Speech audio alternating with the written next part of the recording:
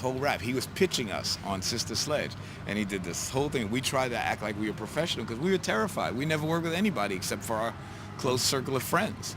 So we're sitting there with pen and paper. We thought that's what producers did, you know. So we sat there taking down all these notes, trying to look for us. Yes, they are like family to you, yes. And when they come to they flock together and blah, blah, blah, and they're an inseparable group and blah, blah, blah. Anyway, we go home and we look at this thing, and it's the lyrics to We Are Family. Oh. It's the whole thing basically right there. He's sort of is the co-writer. And we took it home and we went, that's it, we got it. So the concept was, the group is Sister Sledge, right? We knew who he wanted us to produce. Sister Sledge, family, sister, family, it was the Chic thing. Kiss, sister, family, it all wrapped together. And here's something that I don't think I've ever told anyone. The entire Sister Sledge album basically was the Chic second album. The only songs that are on that album that were specifically written for them is We Are Family, a song called Thinking of You, and one other song. The other 5 songs were Chic's singles because we didn't know what our single was going to be, but we knew it had to be great to compete with Everybody Dance. So think about it. Listen to Lost in Music. That's our song. Listen to those lyrics. You know, it's all about a band. It's all about a band going on the road. It's about living in the life. And Bernard and I used to say to each other every day, you know, damn, man, what do you know, he called me up because that was our thing. We call each other up all the time. And he would say, what's going on? And I would say, man, I'm lost in music. And that meant I'm writing a song and I don't know what to do next. And he would say, well, let me hear where you are. And I'd play the part and he'd go, oh, well, why don't you just go to so-and-so? And so. Hey, I'll tell you, this is great. We're just sitting at the boat to go. Give me another one, please. It's like the life's going by boat, you know. And we're talking about the boat right now. That's great. That's so cool. That's what he would say all the time. He would say, man, I'm lost in music. I'm lost in music. So that was going to be our single. And then we wrote another song called He's the Greatest Dancer, which was even better. I mean, that was like, whoa, that was absolutely the first Chic single. And in those days, our records only had 7 songs on them, 8 tops, because, you know, we believed in cutting the grooves deep in the bass. You know, we wanted big, deep-sounding, loud records. So when we finished those 2 albums, that's when we went to Studio 54 to go visit Grace Jones, and they wouldn't let us into Studio 54. And I came home. Yeah, because we weren't famous. Our music was famous, but no one knew who we looked like. We did the whole Kiss thing very well. So we put on the suits and everything, and everybody knew that we were Chic. We take the suits off, we weren't anything. So, but even though that night we had the suits on, we didn't have enough history. Our faces weren't popular because on our first album, it were 2 models. It wasn't even Art and myself. It were just 2 models that we got because we knew we didn't look chic, but we thought, hey, well, fashion models look chic. And we just did a Chic album cover. So no one knew. And one other song. The other 5 songs were Chic's singles because we didn't know what our single was going to be, but we knew it had to be great to compete with Everybody Dance. So think about it. Listen to Lost in Music. That's our song. Listen to those lyrics. You know, it's all about a band. It's all about a band going on the road. It's living in the life.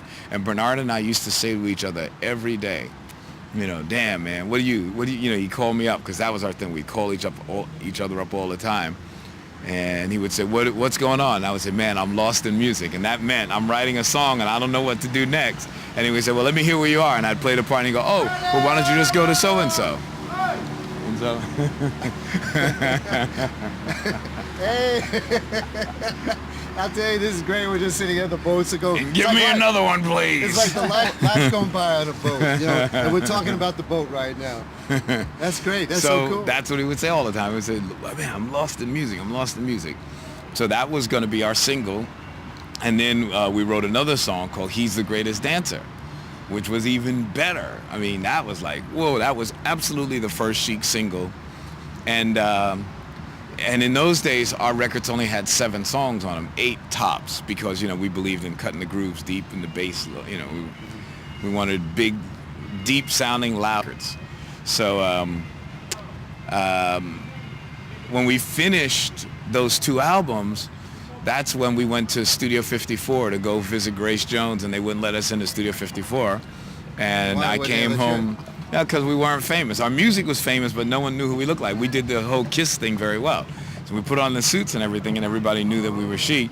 We take the suits off, we weren't anything. So, but even though that night we had the suits on, we didn't have enough history. Our faces weren't popular because on our first album, it were models. It wasn't even Bernard and myself. We're just 2 models that we got because we knew we didn't look chic, but we thought, hey, well, fashion models look chic, and we just did a Chic album cover.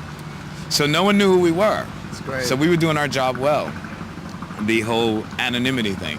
But anyway, so we tried to get into Studio 54, and Grace Jones had even invited us down personally, and she figured, man, guys with records as famous as yours must be able to just walk in and out of Studio 54 anytime you want.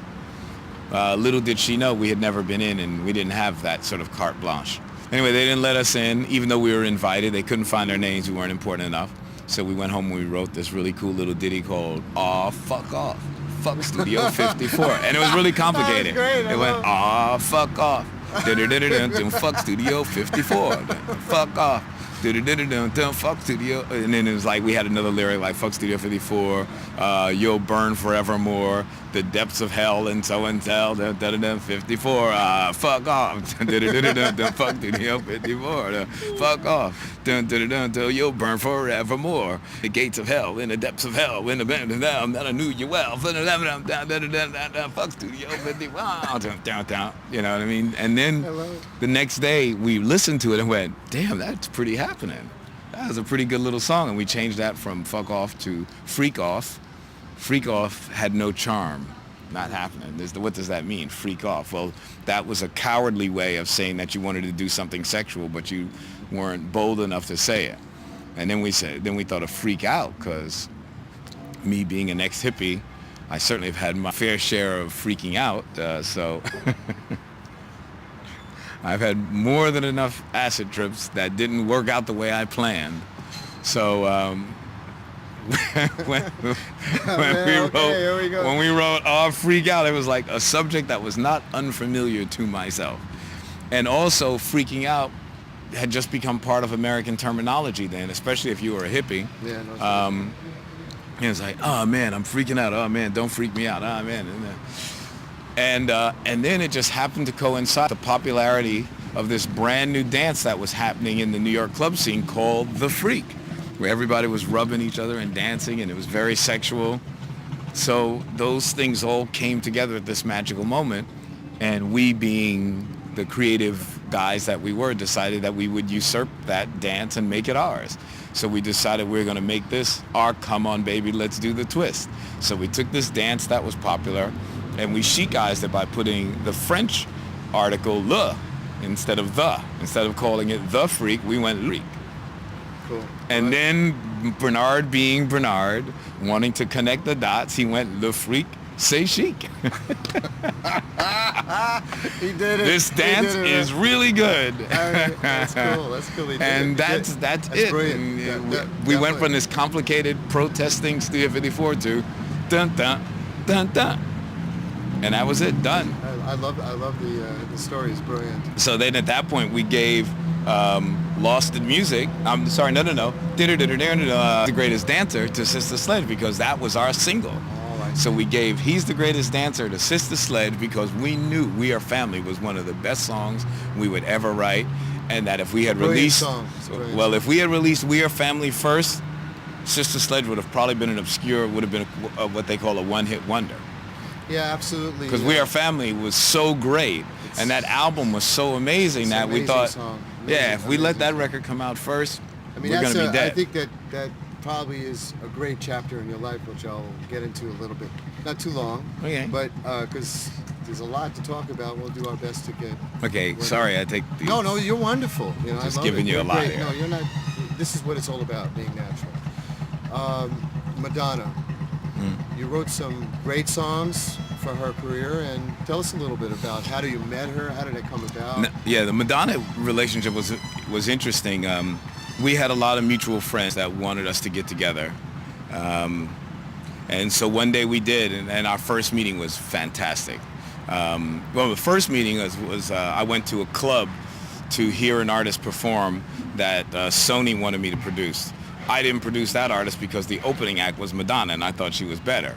So I wanted to meet her, which actually wasn't so nice, but that was the truth. A few weeks later, I didn't meet Madonna that night, but a few weeks later, I had the opportunity to meet her, and she came over to my apartment, and she had a demo cassette with the songs of her second album. And she said to me before we even listened to the music, she said, well, Nile, I just want to explain something to you. If you don't love these songs, we can't work together. Oh, boy. And I went, wow. I says, that's weird. I said, because here's what I think. I think that I don't love these songs, but by the time we finish working on them, I'm going to really love them, and so will you. Ooh, boy, that was good. Pretty good comeback. Really, really. Especially if you know Madonna. That was like, I said the right thing. It was Right. it was like, okay, well, your taste is good, Madonna, but my taste and your taste together is probably better. Great compliment. And it was true. She was amazing. She had an incredible sense of what a hit record is. But How together, did you write the songs that you ended up working with her on? I didn't write anything on that album. I sort of rewrote and arranged or let the car go straight. Oh, I see. Like a Virgin? And I didn't write Like a Virgin. you worked on it? Yeah, I produced the whole album. Oh, you produced it. So I did, Material Girl. yeah, Material Girl. I mean, So you it's funny. reworked the songs into a way, like you said, Nile, Madonna together Yeah. made into another level. Well, Material Girl was actually the first record that I it was the first record of like another artist where I played like almost every instrument, which I didn't want to do, but the producer's art was starting to come to life.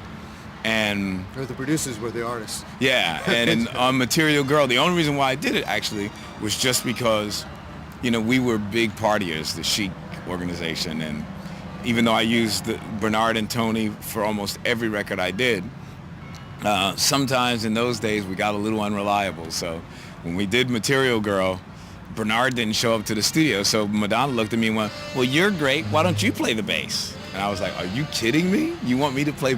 I mean, you don't understand how great this guy is. She said, well, you just play this. This is so stupid and simple. And I went, doom, doom, doom, doom, doom, doom, doom, doom. She went, right. I was like, oh, okay. That is the signature of that song. Okay, Totally. done. That's it. It sounds like the demo to me is better. But the interesting thing is how you shifted, because now you were in the realm of pop. Right. This is really, I mean, you went from jazz, you had classical, you had your background with Chic. You were talking like, now I'm in the pop world. Yeah, but Madonna's pop is very R&B based. You got to remember when I hit with the Madonna record, she was just coming off of records like Lucky Star, Everybody Dance and Sing, Holiday. I mean, Madonna at that time, yeah, she was hate to say it, was more black than most black artists because the black artists had stopped doing all the choreography. Madonna, to me, brought it back. You never saw any. She also was doing, in her way, dance music. She was doing dance music. Exactly. I mean, she was stepping. I mean, when I was a kid, black artists did steps.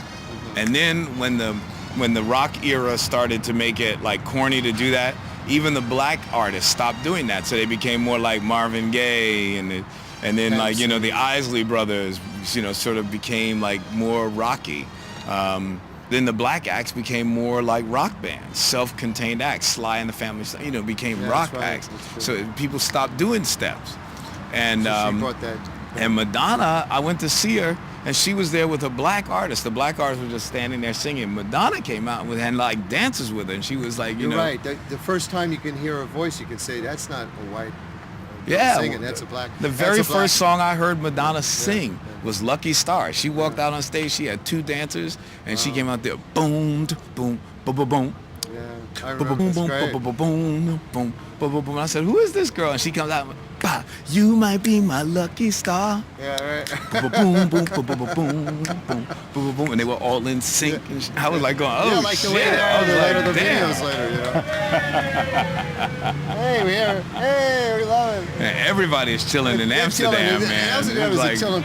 We love it. You're chilling. We love it. Give me a drink and I'm hanging. This is good. So that's cool. And then you also got into producing rock acts. This is the other And how did that come about where you started working with David Bowie, let's say? It was actually it was a much more natural transition than people recognize.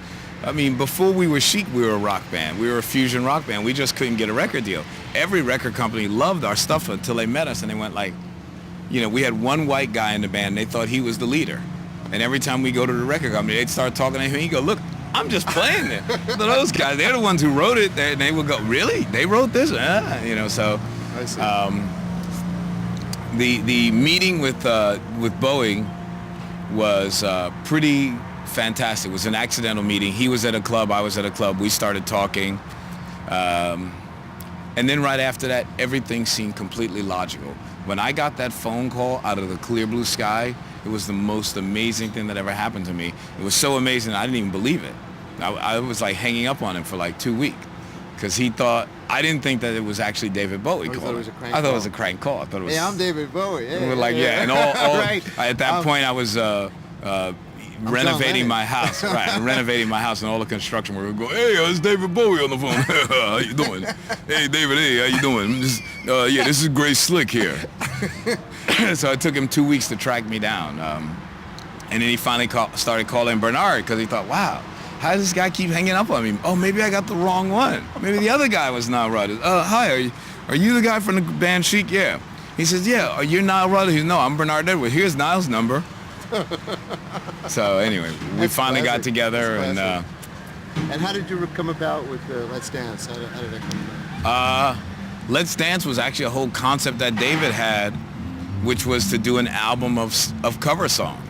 I think there's only 2 original songs on that album, maybe 3 tops. Every else on there was a cover, either a cover of a song that he had written himself or someone else's song. I see. Let's Dance, he wrote. He played it for me one day at his house in Lausanne, Switzerland, and played it for me on folk guitar. And I was like, you know, David, I come from Chic, and I'm a brother. You call a song Let's Dance, the dance floor's got to fill up. I can't walk out there all, this can't be like, oh, freak out. It's got to be, you know. So that was the first song I worked on. And we went to the studio in Lausanne with jazz musicians, and we got a little vibe. I told these guys, I did my thing, you know. Yeah. Hey, you play this, you play that. Right. And then David dug it, and I said, man, you think you like that? Wait till we get home and you hear my guys play it. It's going to be totally different. So he was like, yeah, it's great. But then the rest of the album was all stuff that was released before. I rearranged Cat People, putting out Fire with Gasoline, because he had done that with Giorgio Moroder before for the film Cat People, but it's very different than the arrangement I did. Then he had done China Girl, written that with Iggy Pop. It certainly doesn't sound anything like the version I did. So I rearranged all that stuff, and then I remember he also wrote a new song called Shake It. That was new. The other big record, Modern Love, Bowie didn't even write. That's from another guy's record. That was very cool. It was very... Yeah, but we made it Bowie's record. That was a great fusion. Yeah, we made that Bowie's record. And then, I don't think...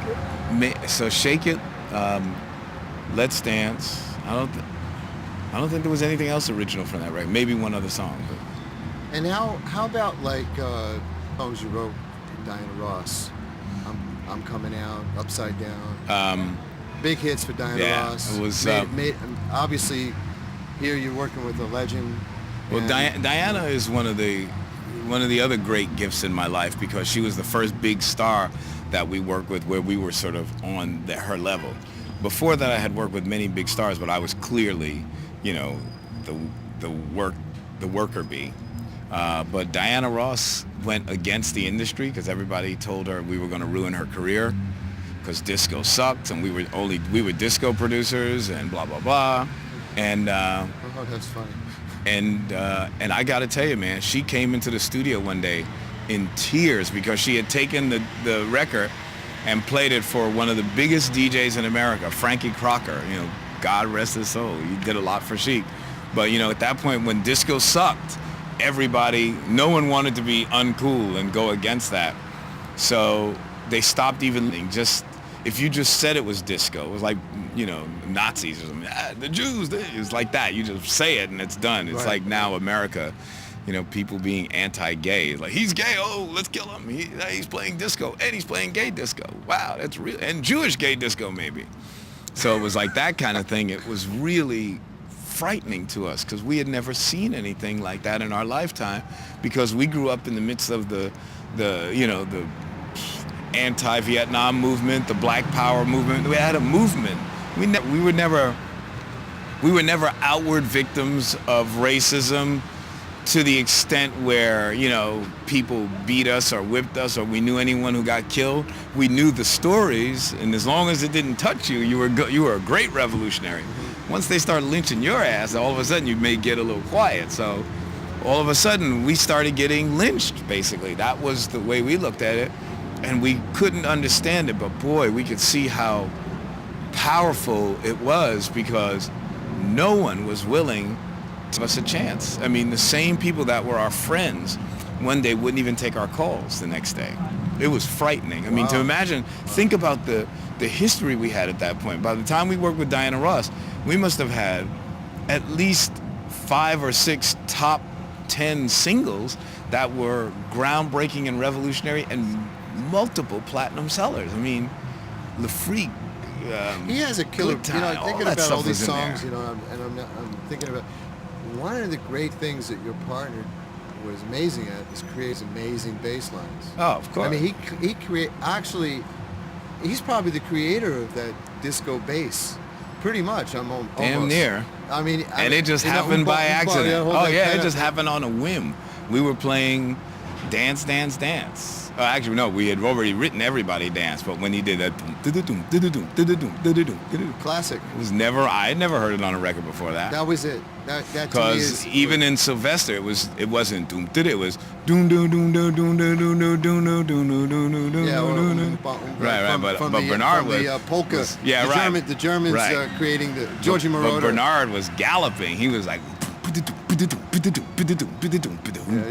very, very cool. it was ridiculous. And how did it come about to work with Duran Duran? Duran Duran sought me out after they had heard a record that I had done with a band called In Excess. They were also big Chic fans, but when they heard that I was working with In Excess, they really were like, that's it, we gotta hook it, we gotta hunt him down, because he's working with other acts and, you know, other sort of like R&B, dance, pop, new romantic acts. That's all that happened there. So let's look at a little bit shifted now into the We Are Family Foundation. Obviously, you know, this is one of your legendary songs. You end up making a foundation. Tell us a little bit the purpose of it and what you're trying to do. The We Are Family Foundation, quite simply, is just an organization that teaches that we're all just one big family. That's really what it's all about. That the fact that we may like different things, we may come from different places, that in the world of science, and certainly in the world of anybody with a heart or a brain, we're all the same. In other words, if you need a heart transplant, mine will work in your body just fine, and your blood will work in mine, and blah, blah, blah. So, you know, that's what we try and teach. We don't beat people up with the concept. We just think that if people can digest that simple message, then they could just wreck people. I don't ask people to go along with any other philosophy. I'm a very radical person. Certainly wouldn't ask a person who doesn't think like me to think like me. But consider yourself a spiritual person? Oh, I'm very spiritual. So this is a part of your whole, let's say, ambience of your life, your energy, Yeah, well, at this point in my life, I mean, with all of the incredible ups and the incredible downs I've had, you could either just be completely spiritual or completely cynical or completely depressed. And I'm a little of all of that. Probably a good balance of all three of those things. You know, I'm depressed enough that I feel when I feel, you know, imbalance and injustice. And I try and do something about it. I don't try and do something to the point where it becomes an exercise in futility. I have a fairly good set of scales to balance out and know when I'm really running up against a brick wall and to just move around it, because it's just not going to happen.